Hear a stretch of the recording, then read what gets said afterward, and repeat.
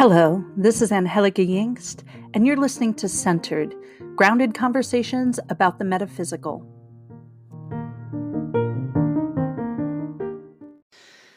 Blessed Autumn Equinox, witches. It's Angelica, and I am here with some history, rituals, and deep dives into nerdy Angie interests for Mabon, the second harvest festival in the Wheel of the Year. And I say Mabon, but it's actually pronounced Mabon, I think. But I'm American. And, there's a lot of words that I read before I say, and I read them for a long time and in my head pronounce them one way. And it's funny because I really looked to see how you pronounce Mabon, and all the Americans pronounced it Mabon, and I thought, oh, okay, this is just how we would pronounce it when we see it that way. So one of the reasons I love the Wheel of the Year is because it ties us integrally to the earth cycles. And I think it's very important as earth medicine practitioners and people who want to be good stewards of the earth to understand, what is happening with the earth. And we're kind of disconnected from that if we're not farmers. And so I look to these agrarian festivals to really think about what is the work that we do around this time of the year. And so, so many celebrations around harvests, happened. And it was not just, the Celtic pre-Christian religions, which I think paganism and witchery in general really holds up as the ideal. We know that civilizations celebrate harvest everywhere because harvest is a big deal. When we move from being hunter-gatherers to hunter-farmers or farmers and raisers of livestock, then we had a different kind of relationship with the earth.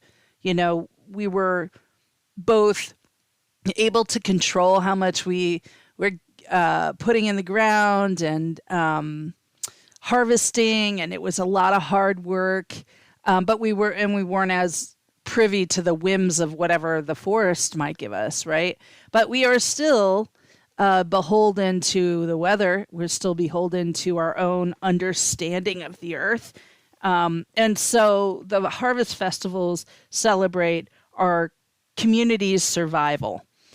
So one of these kind of harvest festivals that you might be familiar is Oktoberfest. The Bavarians started celebrating Oktoberfest in the 1700s to honor the harvest, and it was celebrations and feasting and women in lederhosen with huge steins of beer.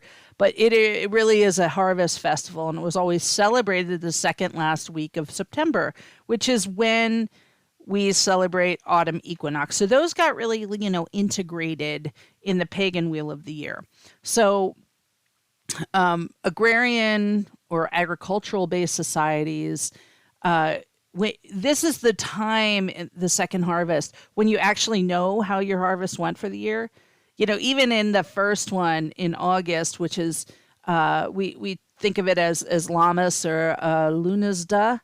That one, August 1st, is the first harvest, and it is the harvest of the most delicate of the grains like wheat and barley and rice and things like that. But, rice was introduced, but anyway, doesn't matter. It was a time when, you were just kind of like, oh, we've got this wheat, and then you mill it and all that stuff. Whereas by second harvest, by autumn equinox, you really know accurately how much food your family's going to have for winter.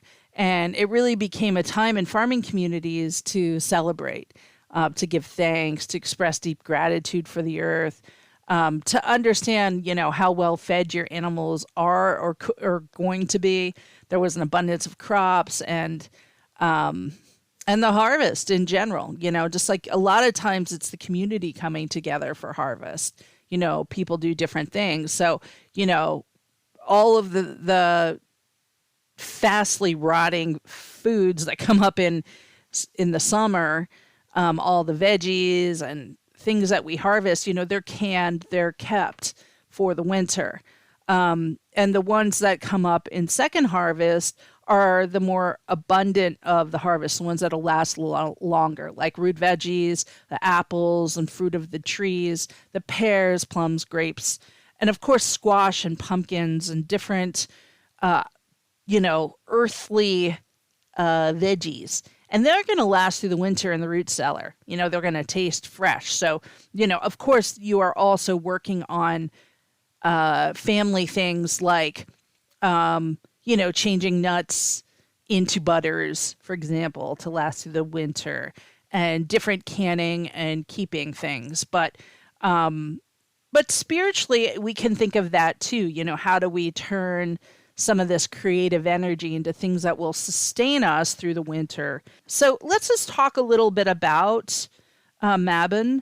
Mabon is the last Sabbath in the wheel of the year, marking the end of summer when we think about the scientific wheel, and the beginning of autumn. In the wheel of agrarian cultures, this is the middle of autumn, because the beginning of autumn is Lammas, or August 1st, or Lunazda, if you pronounce it that way, however you pronounce it. So it's celebrated at Autumn Equinox, and Mabon occurs around the 21st of September in the Northern Hemisphere, and in the Southern Hemisphere, it's March 21st. And although harvest festivals have always been celebrated, they really were pagan and folk festivals. And when I say pagan, a few people have said, I don't really know what pagan means. And so I want to explain what pagan means, and give you, like, I did do an episode, a Q&A last spring, where I talk about like the difference between pagan and Wiccan. But I did kind of want to explain a little bit about that, which, might be redundant if you know this. But the word pagan actually comes from the Latin paganus, meaning rural or of the country, or someone who dwells in the country or in the village, because this was part of Roman army jargon. Pagans referred to civilians. And part of that is referred to Constantine. So Constantine was the first quote unquote Christian emperor in the Roman Empire. And his position on religions changed as he was in power. So in his early days, basically, he was affiliated with the pagan cult, and I use pagan to define pagan, but you'll forgive me. The non-Christian cult Sol Invictus, which in generally, like, Sol Invictus was the, invincible sun, basically. And so from Aurelian to Constantine I, Sol was the god, right, basically. And he was a god of supreme importance. Now, we know that Christians were around, and Christianity was spreading among the people. And, the Christians were very good at not just converting Jews, of course, because Jesus was a Jew. And so, for example, in the Gospel of Mark, they're kind of talking to a Jewish audience. Okay, that was written in Hebrew, and, it was a different energy, right? Whereas Matthew and Luke were really talking to a pagan or a non-Abrahamic tradition. So they're talking about all those different cults. Now in the Roman Empire, like, there wasn't one way to be a Roman practicing Roman religion. The idea was that you could do whatever you wanted. It's a lot like Hinduism, in the sense that the way that Hinduism might show up in each individual life is different. It's almost like, I remember taking a Religions of India class, and the professor saying, there are as many Hinduisms as there are Hindus, meaning that each Hindu celebrates in their own personal way. They have their own personal relationship. Does that mean there's not community experiences of the religion? No, there absolutely are community experiences of the religion, but the focus is different for each person. And that was the same in the Roman culture, so there's all these different gods and goddesses, and there were some that were devoted to Demeter, there were some that were devoted to Athena, there were others that were devoted to, Zeus or Sol Invictus. It just depended. And so when you look at these emperors, they're basically like, hey, whatever religion you want to practice, cool, may the gods be ever in your favor, that kind of idea. But basically, Constantine is this follower of Sol Invictus, and Sol Invictus is, I think it started in Iran, and I don't have that written here, but anyway, it doesn't matter. But Sol Invictus is something that was like a cult that was very prevalent, and it was very much followed by a lot of were to be Christians, because there was one God, Sol, the sun. And so Sol was really important in this area. And so the last inscription referring to Sol Invictus dates to 387 BCE. So we know that at least at that point, Constantine was sort of at least acknowledging Sol Invictus, and there were enough devotees in the 5th century that the Christian theologian Augustine found it necessary to preach against them. Okay, so we know that because of written records, that if we have records of a Christian saying, watch out for Sol Invictus, then we know that there was actually some competition going on, right? So Constantine always encouraged the construction of new temples in his early reign. But by the end of his reign, he was pillaging and tearing down all the Roman temples. So he had an interesting change of heart, because he converted to Christianity in 312 CE, meaning Common Era, or what used to be called AD or Anno Domini. We know that, now we call it Common Era because not everyone's Christian. But he really became the first Christian Roman emperor, okay? And so Constantine became the emperor in 306. He was a Sol Invictus follower until 312. And so 312, there was this big battle, and it was a huge moment for Constantine because he defeated one of his rivals, and he became the Western Roman emperor. But one of the things that happened during that was that Constantine saw a cross of light in the sky. And he saw the Greek words that said, in this sign conquer, meaning you conquer in the name of the cross. Okay. So that night, then Constantine had a dream in which Christ came to him and put like that idea in his head, like, you have to fight for me, for Christ. And so then he marked all the soldiers' shields with the cross, and that is how that became the Christian symbol.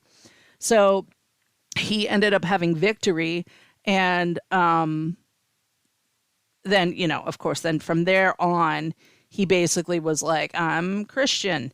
And so a lot of scholars actually don't know if he was genuine or not. Like, they think it might have been a political maneuver, but whatever happens, by 312 was a battle, 313, they issued the Edict of Milan, which basically said that anybody could practice their religion. Okay. And then, that was happening until about 380 CE. And at that point, they basically were like, we're really nervous about this. So think of it this way. The Roman Empire was really tolerant of multiple religions coexisting under its parameters. Does that mean they didn't persecute Jews or they didn't persecute Christians? They absolutely did. But it wasn't like they said, no one can practice this. It would just be like, oh, these Christians are giving us a lot of trouble. We're going to kill them, So it was a little different than saying you can't practice your religion. It was just like, if you are causing trouble, we will cause you trouble kind of thing. So, as the Roman Empire came in contact with other cultures, the deities of those other cultures were absorbed into Roman culture. And this is very similar to what happened in Catholicism. We'll talk about that in a little bit. But anyway, if there was like the cult of Isis, that became part of Roman pantheon at some point. But in 380 AD or CE, the emperors Theodosius, Gratian, and Valentinian II issued the Edict of Thessalonica, which basically said Christianity is the official religion of the Roman Empire and of all future emperors. And this edict basically was like, now everybody's Christian or has to convert to Christianity. So they would start punishing people that were not practicing Christianity, which is how some of the folk religions and goddesses and gods of the lands became Christian saints, right? Because they had to like kind of allow them to practice, but under the guise of Christianity. Now, this edict obviously had the strongest effect in the city because that was where they could enforce it because of their proximity, right, to the emperor. But the people in the country were really much slower to embrace Christianity. And because they were far away from people who would care, the Roman soldiers, they, practiced the religion they'd always practiced, however that came out. And so during this time, Paganus, remember that word? Or this country dweller became synonymous with not being Christian. Okay. And so in the religious sense,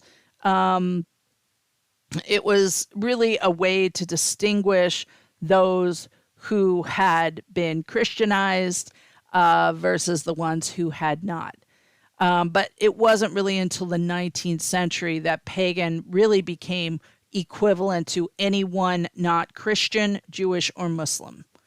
So anyone who was heathen or a nature worshiper or a pantheist, okay? So, it changed through the 19th century into the early 20th century. So the Wiccans in the mid 20th century really embraced pagan, and they called themselves a kind of pagan, and they really codified the wheel of the year. And so let's talk a little bit about that because Wicca was really started by a British civil servant in the early 1950s. His name was Gerald Gardner. And so Gardner was really interested in a lot of different religions, in esoteric literature, including reading all kinds of manuscripts like Aleister Crowley and different pagan manuscripts, and he traveled extensively. And so in 1951, the reason that we say this is the beginning of modern witchcraft or Wicca is because in 1951, Britain repealed these archaic witchcraft laws. And so when they did that, then Gardner almost automatically started a coven. He published a magazine called Witchcraft Today. He founded his own coven. He had a high priestess named Doreen Valiente, which you might have heard of her. She's famous in her own right. And they basically became the Gardnerian witches. Okay? Gardnerian Wicca is what they called themselves. And so other occultists then drew on Gardner's writing, and other texts began to write about witchcraft and establish their own quote unquote Wiccan traditions during the 50s and 60s. And all of them kind of were claiming falsely that they were practicing a pre-Christian witchcraft religion that had clandestinely been practiced for centuries. And most historians dismiss these claims because, hey, there's just no evidence that that's happening. But in the 1960s, it really was this idea that, Wicca could emerge as a religion that connected with the folk religions that were present in the lands of, particularly in the UK and Ireland and, France. And so that's where you see most of Wiccan ideologies coming out. But there were two basically neo-pagan groups in Britain that adopted the eightfold festival calendar in the 1950s. And one was the Bricket Wood Coven, which was the one led by Gerald Gardner. And then there was another one, the Order of the Bards, Ovates, and Druids. They were a neo-Druic group led by Ross Nichols. Now, popular legend has it that Nichols and Gardner developed the calendar during a retreat. And so Gardner was advocating the solstices and equinoxes, and Nichols was like, hey, let's celebrate these 4 Celtic festivals that they do know existed. Okay, so these have been around. They actually are pre-Christian. Beltane, Lunasda, Samhain, and Imbolc. Okay, but ultimately what they did is they melded these 2 sets of festivals into one cycle, and they called the 4 Celtic festivals the Greater Sabbats, and the equinoxes and solstices the lesser of them. And ultimately, they had these celebrations, and they kind of focused on the fact that they were points in the year, and it was almost every 6 weeks or something like that. So the Wheel of the Year started becoming talked about in the mid-60s.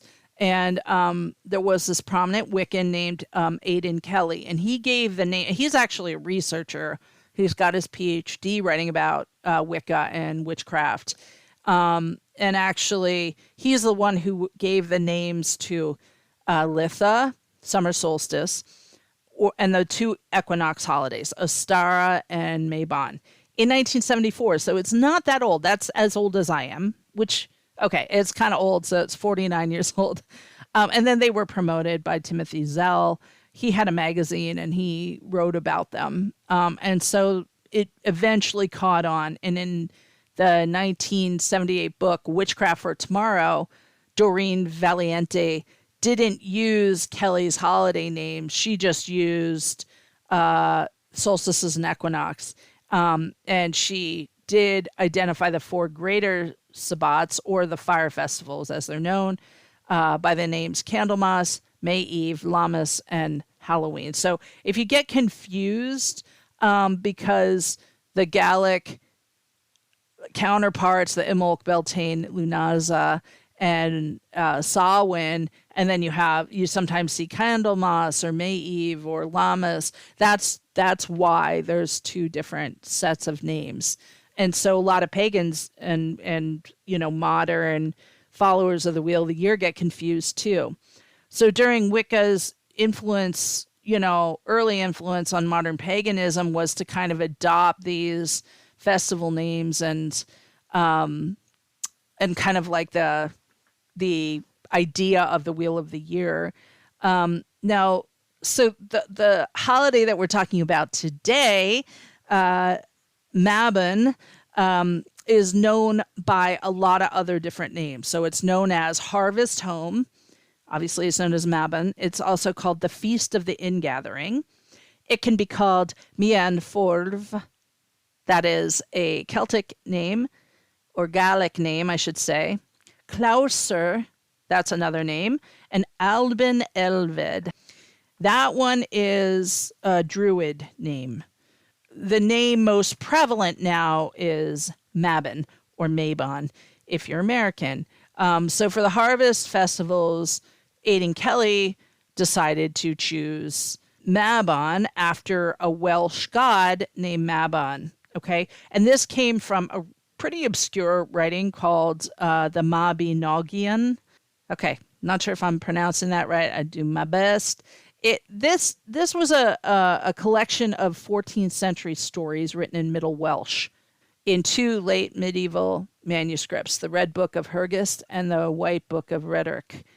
And those books date from like the 11th or 14th centuries. And so when they were translated, they were kind of translated in the 19th century. They were translated based on some ideas that were happening in the 19th century. But generally, this narrative, which used to be an oral history, was along the lines of the Odyssey or the Iliad. It tells stories featuring a cast of characters, and Mabon is portrayed as a young warrior, and he's kind of the cultural hero of these myths. So he was born a divine child. His birth is associated with kind of like an immaculate conception, very similar to the stories of Jesus or Buddha or even Quetzalcoatl, of the Aztec religion. As a baby, Mabon is kidnapped and taken to the other world, or we might call it the underworld, and is eventually rescued. So this really echoes the story of Demeter and Persephone, and that's why they're associated with Mabon. So they're the two figures from Greek mythology closely related with spring and autumn equinox. Yeah, spring and autumn equinox. Mabon as a name of a specific holiday didn't really take hold, though, till the 70s. But, he picked that and it became part of it. Now, there's this really interesting article by the Allergic Pagan, and this is what she said, so I'm going to quote.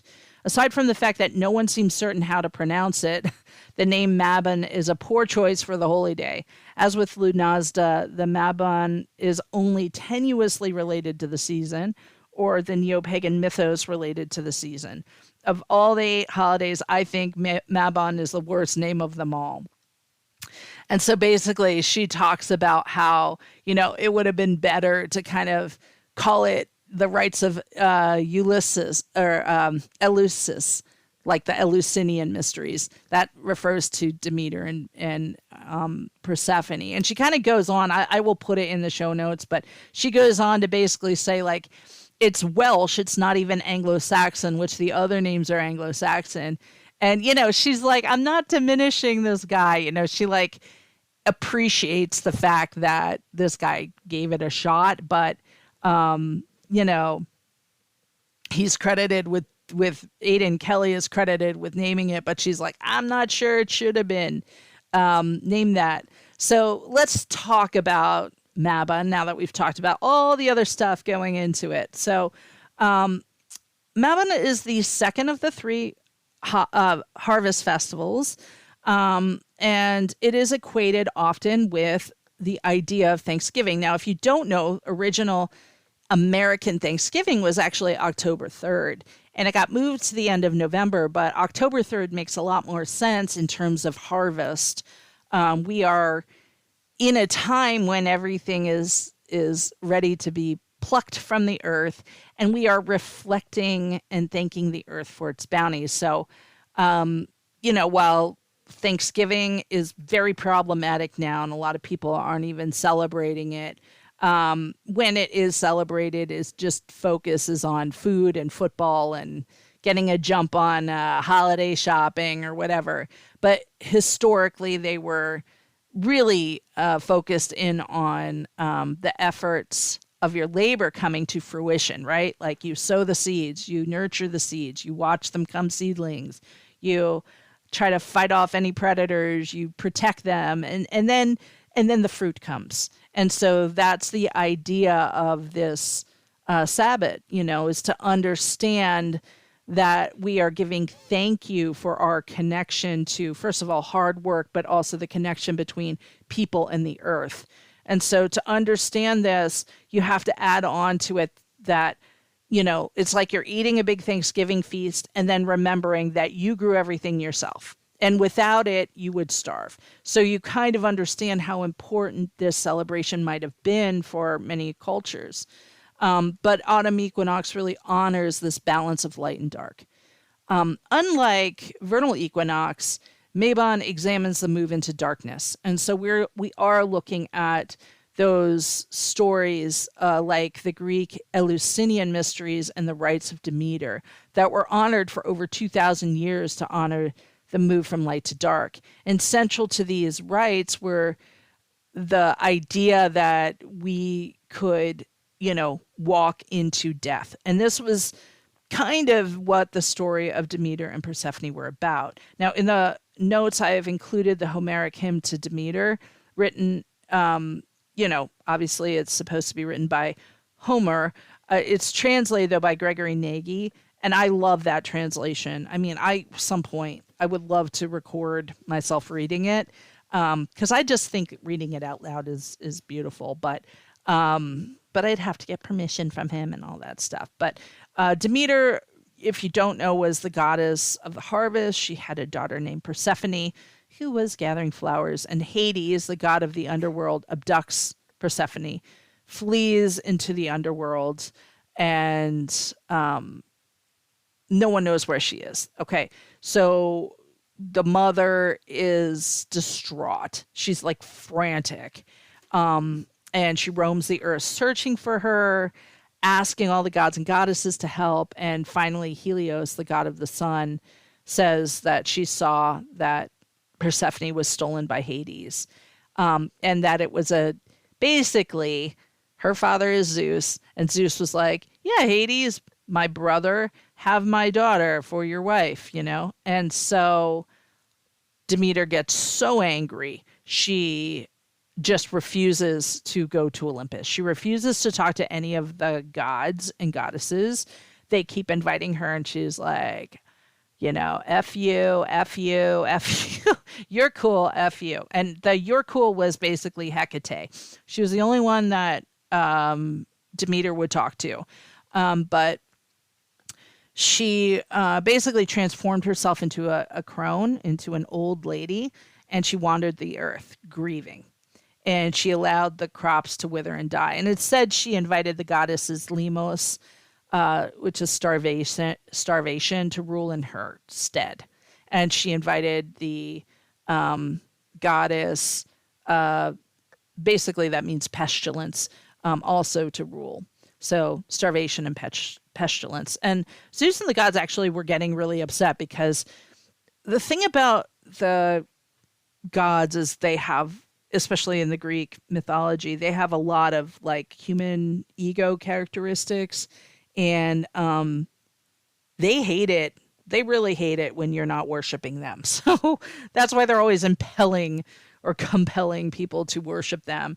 But without food, there were no sacrifices from the humans to the gods. And if there were no sacrifices, they felt slighted. So Zeus sends Hermes to the underworld to retrieve Persephone, and Hades, cunning and clever, forces Persephone, who had refused food for all those months, to eat 6 pomegranate seeds, ensuring that she would have to return to the underworld. So Autumn Equinox, and there's a lot more to the story. I mean, the whole Homeric hymn is so beautiful. But what's really interesting is when she is a crone, she gets invited in to care for a baby, and that really brings her out of her deep depression and all of that stuff.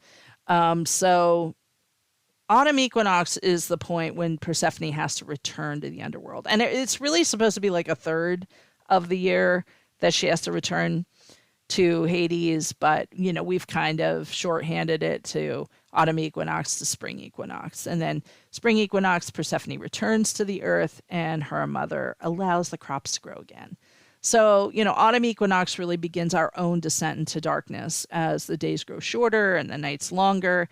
Mabon honors gratitude. And the main offering of the harvest is feasting, it's food. So traditional foods of the harvest are made and shared, and again, of the community. So when you're thinking about what do you want to cook, think about where you live. You're cooking things that are harvested there, okay?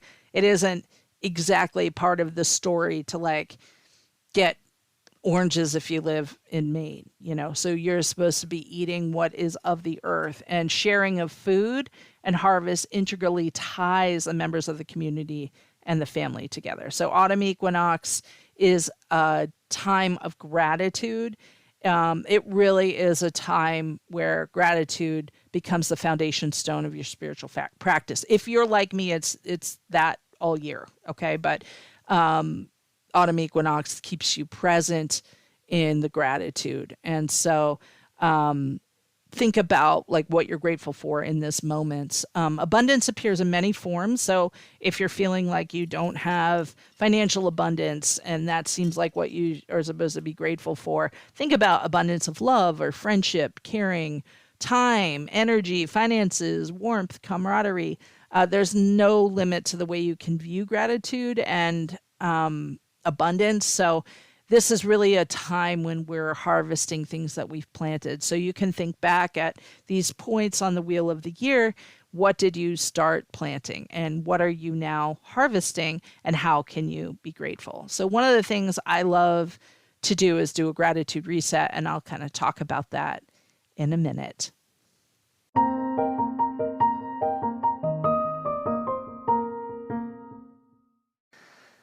Let's talk about the correspondences for Mabon.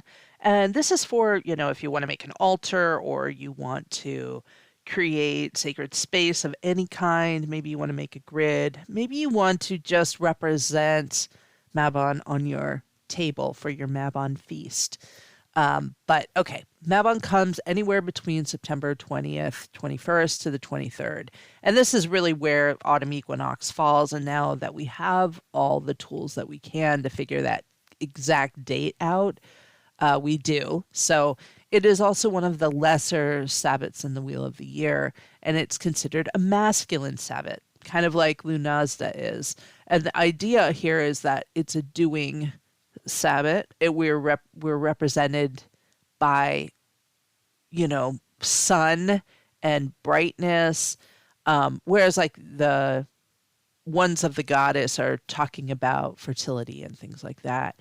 The idea here is that we are working more with the gods rather than the goddesses when we're talking about our deities. But I'm going to just kind of go through the correspondences here. So the key concepts are gratitude, balance, equality, equity, and equanimity, abundance, protection, prosperity, self-confidence, and harmony.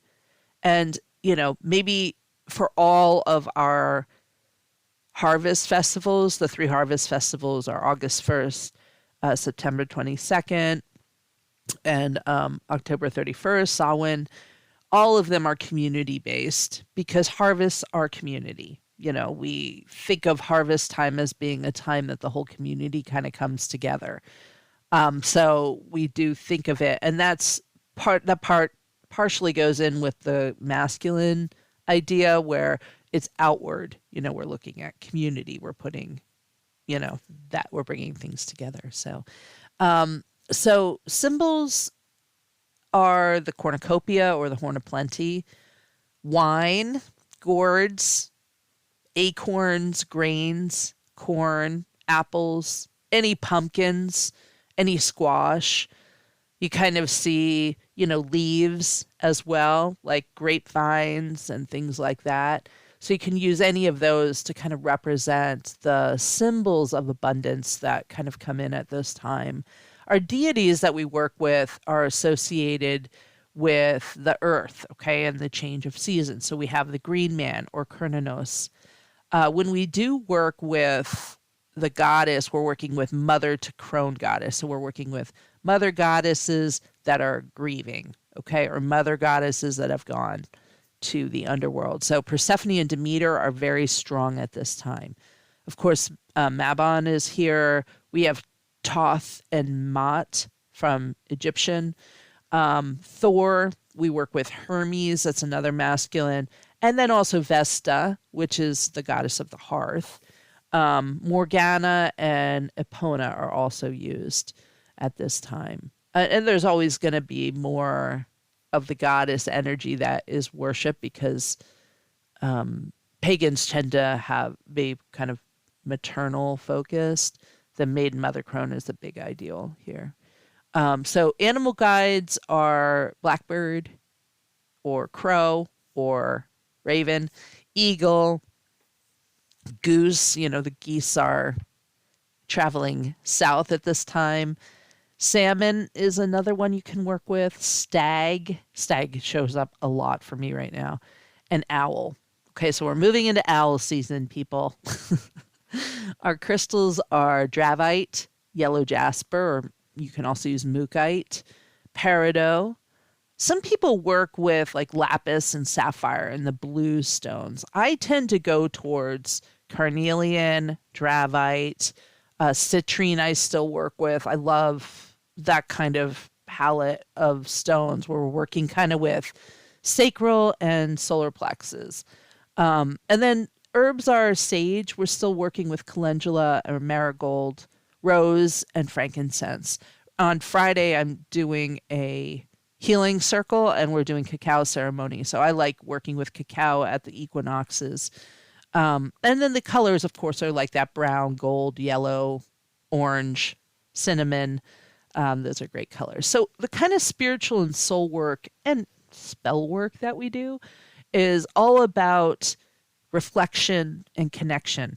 Okay, so things that are done just normally in an agrarian culture is preparing for the winter. So you're canning things, you're coming together to sort of make the nuts into grains or make the nuts into butters, like nut butters, and making the grains into flours because you're kind of wanting to store things so they last. So, of course, you can preserve any kind of food, but other things are weaving and knitting. You're still preparing for those cold winter months, so you want to make sure that your knitting is done for your winter clothes. And blankets, of course. You can make grapevine wreaths. You can make witches' brooms. Those are really cute and cool to make. You can make all kinds of things with the dried grasses. This is a time for basket weaving, or at least collecting things to make baskets later. It's just sort of you're harvesting everything, at this time. Now, when we look at like spiritual or soul work, we work with healing Mother Earth and connecting with Mother Earth. So you're doing a lot of like Mother Earth, Father Sky meditations. Those are some of my favorite. We do a lot of reflection and connection. So we're connecting with guides, we're connecting with ancestors, and we're going to be moving into ancestor season in October. So, we're kind of like building up to that. And then, of course, past life regression is a big one in the autumn. You can really work with the energy of autumn, which is a turn, if you're looking at the medicine wheel to the west, and traditionally, in North American tribes, and this isn't a monolith, so not every tribe is the same, but the west tends to be water in North American. And so, you can also work with all the animals and correspondences of the west, meaning you can work with bear and salmon for your animal guides. Sage is your offering there, and then black is the color. You can work with like these ideas. So what happens in the West is we process. This is where our wisdom comes in, our intuition. We can do a lot of psychic work at this time. And so past life regression is one. We work with the concept of death. And that sounds funny, but, this is the part where you're processing. So if you think of the wheel as a cycle, both in the life during the day. So during the day, let's start there. It's dusk. It's evening. The sun is going down. In your cycle of life, this is middle age. Okay. This is when you're reflecting about what's going to happen next. What is my legacy? So you can think of working in autumn as working with those ideas. How am I, emotionally processing things? You're in water, so think of that idea. Now, if you want some journal prompts, or, you can think of these as tarot pulls. And of course, I've created a tarot layout and you can find that on my Instagram, which I'll link in the notes. But besides other people in your life, what are you grateful for? And the reason I say that is because a lot of times we go, my mom, my dad, my kids, my husband, or my partner or whatever, or my best friend, and so we just end up being grateful for other people. It's really great to think about what you're grateful for that isn't dependent on someone else. Okay. So what are you grateful for? Maybe it's the air, maybe it's the earth, maybe it is your strength, and then what qualities are you grateful for in yourself? So that's where we really get into looking at who we are.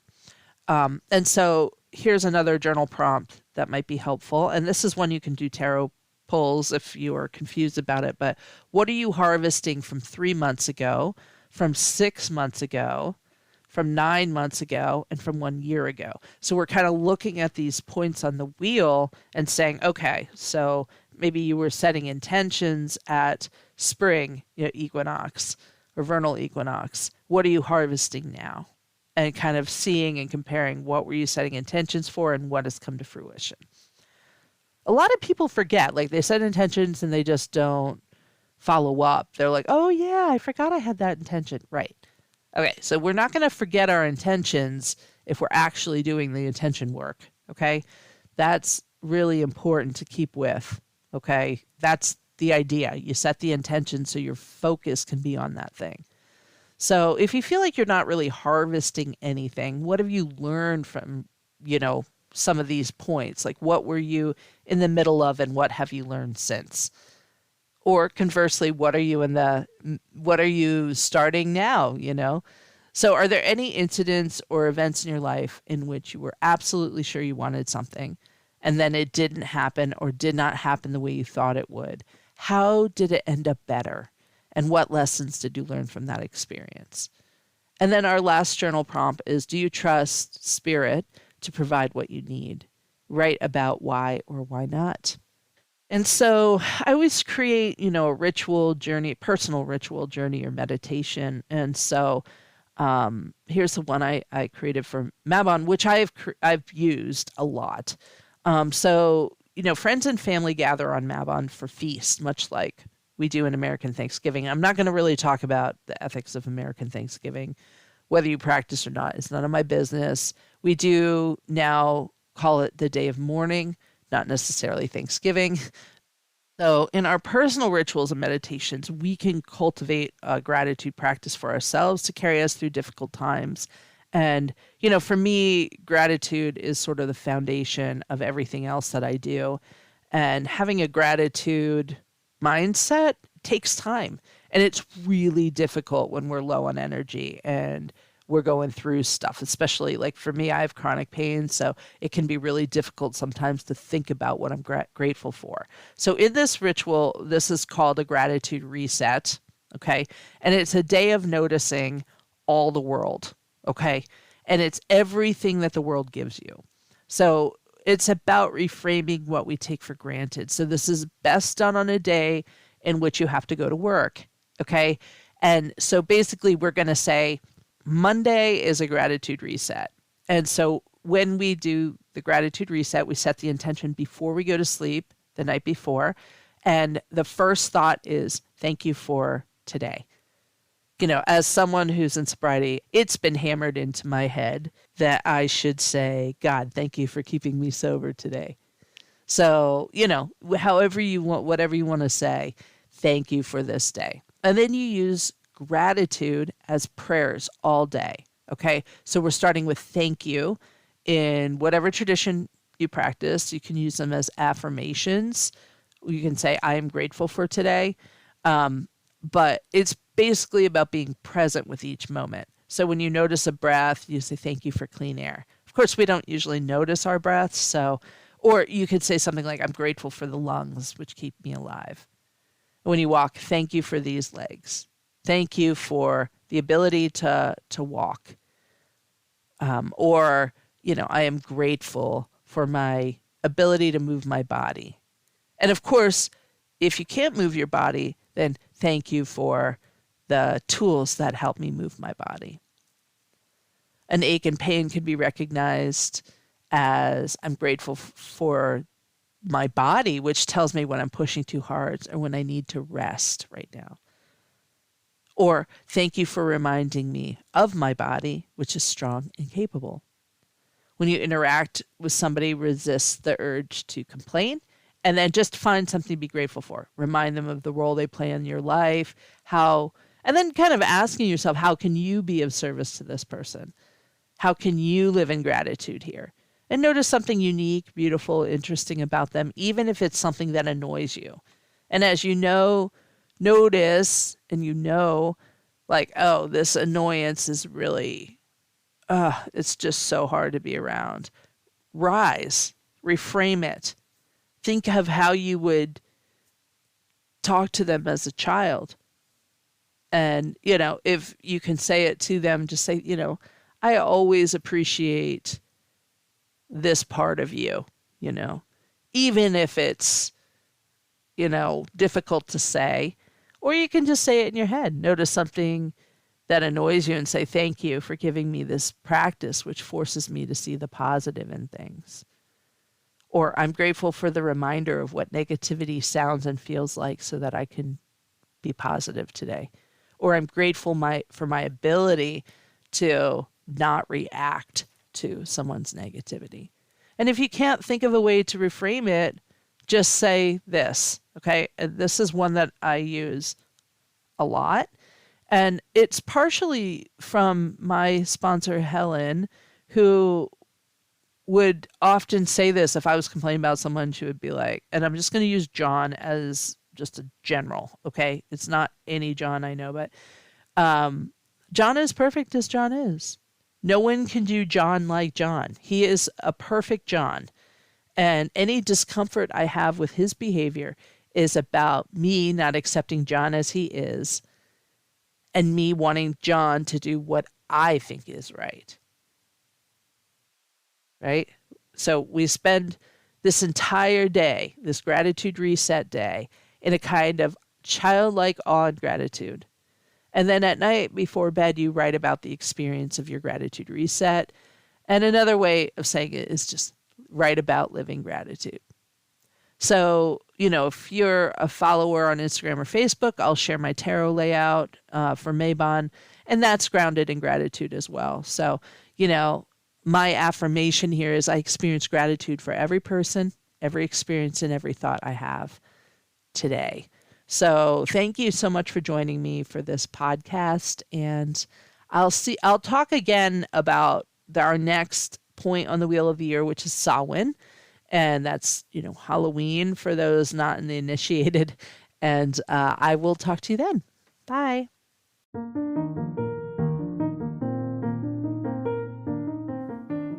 Thanks for listening to Centered with me, Angie Yingst.